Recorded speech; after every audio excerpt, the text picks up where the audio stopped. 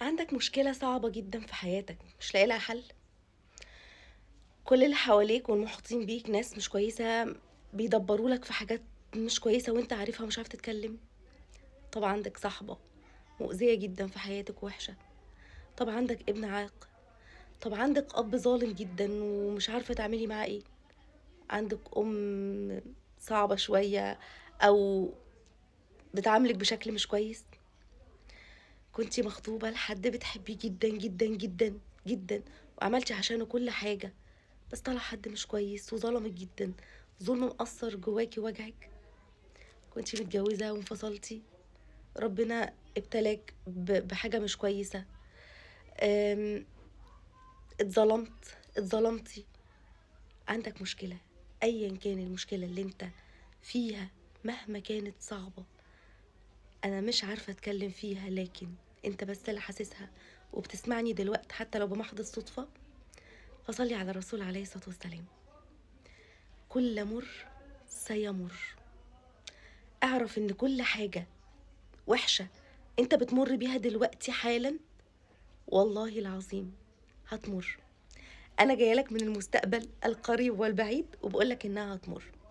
ومش معنى كده إن أنا ما آخُدش بالأسباب وإن أنا ما أروحش أتعالج. لو عندي إمكانية أروح لاستشاري نفسي أو معالج نفسي، أو إن أنا أحاول أصلّح المشكلة دي. إنما وأنا في عِز المشكلة وموجوع منها أوي، لازم أفهم إنها هتمُر، والله العظيم هتمُر. طب هو إيه اليقين يعني اللي أنتِ بتحلفي بيه ده؟ جايبة اليقين ده منين؟ جايباه من ربنا. روح وخُد بالأسباب، بس اعرف إنها هتمُر. أصل ربنا سبحانه وتعالى قال إيه؟ إن مع العسر يسرًا. إن مع العسر يسرًا. معاه. من رحمة ربنا سبحانه وتعالى بينا وحبه لينا، هو عارف إن اللي إحنا بنمُر بيه ده ممكن ما نستحملوش، فقال لك مع العسر يسرًا. مش بعديه. مش هاسيبك موجوع كتير. معاه. معاه في يسر. مع الوجع اللي أنت حاسّه هيتحل، أنا ميسّرها عليك. إنما هو وجعك أو خلّاكِ تحسّي بالمشكلة دي أو تمُرّي بالفترة الصعبة أوي اللي أنتِ مرّيتِ بيها دي، لأسباب ربنا سبحانه وتعالى بيأهّلِك ليها، عشان تتعلّمي تبقي أحسن، عشان لمّا تبعدي كده ترجعي وتبُصّي وراكِ تقولي ياه! الحمد لله، أنا اتعلّمت، أنا بقيت نسخة أحسن، أنا اتعلّمت من الموضوع ده كذا وكذا وكذا. إنما هو هيمُر. طيب، هو يعني وأنت بتسمعني دلوقتي، ما فيش أي مشكلة في حياتك حصلت وجعتك قبل كده؟ كتير أوي. كلنا مرّينا بمشاكل كتير جدًا، جدًا، جدًا. افتكر كده من زمان بقى من أيام الجامعة وقبل الجامعة، مشاكل كتير قُلنا إن بس الدنيا وقفت عليها، أنا مش هاعرف أنسى، أنا مش هاعرف أعيش، أنا مش هاعرف أتخطى الوجع ده. وتخطينا وعِشنا ونسينا وتناسينا وشُفنا مشاكل تانية أصعب وأكبر، وعِشنا ونسينا وتخطينا. فكل مُر في حياتنا هيمُر بيقين بالله سبحانه وتعالى برحمته.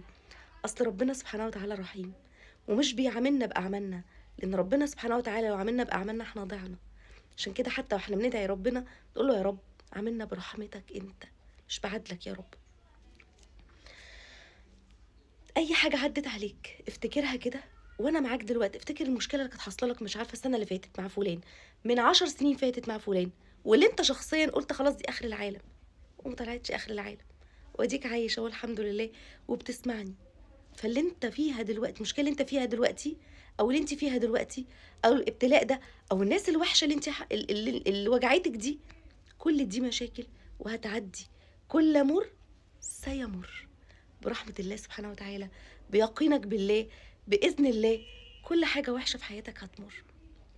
طيب، الشمس اللي بتطلع الليل اللي أنت بتشوفه الضلمة أوي، أوي ده، بيطلع بعديه إيه؟ شمس.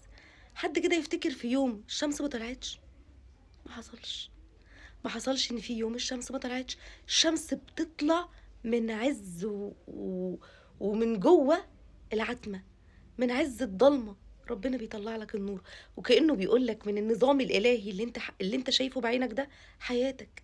من عِز المشكلة اللي أنتِ فيها دي والله العظيم هتتحل.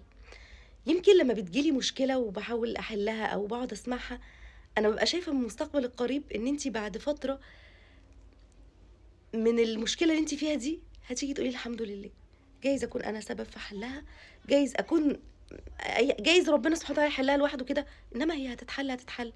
اصلا انا عندي يقين بان مع العسر يسرا، ان مع العسر يسرا. فالازمه اللي انت حسيتي بيها والوجع والدموع اللي كنت بتدمعيها وانت بتصلي والقهره اللي كنت فيها او كنت فيها، ربنا سبحانه وتعالى كان حاسس بيها، هو عارف وانت بتدعي ان انت هتعديها، هتعديها. وربنا سبحانه وتعالى هيرزقك بحاجات كتير حلوة جدا، بس الحاجات دي ما كانتش هتيجي إلا لما تمر بالأزمة دي. الحاجات الحلوة هتعيشها وهتفرح. مو أصل مش هينفع تحس بطعم الفرحة على طول من غير زعل. هو انت لو فضلت تاكل حلويات حلويات حلويات مش بقولكوا ان احنا لازم نميل للمشاكل، بس لازم في حياتنا في مشاكل تعلمنا. المهم انك تبقى عارف وعلى يقين ان كل مر في حياتك وكل حاجة بتوجعك في حياتك والله العظيم هتمر. الرسول عليه افضل الصلاة والسلام كان بيحب جدا السيدة خديجة، ولما توفت السيدة خديجة هو حس ان الدنيا خلاص مفيش اوحش من كده هيجي في حياته. ولما مات عمه قال بس خلاص. وده كان عام الحزن.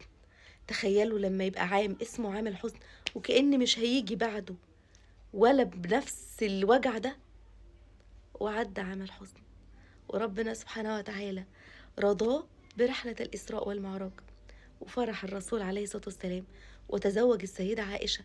بس ما نساش السيدة خديجة. حتى السيدة عائشة كانت بتغير جدا من حبه للسيدة خديجة، وكانت بتقول له ان الحمد لله ربنا ابدلك بخيرا منها، على اساس يعني ان هي صغيرة وكانت بكر وجميلة، فبتقول له يعني ربنا ادالك احسن منها انا اهو.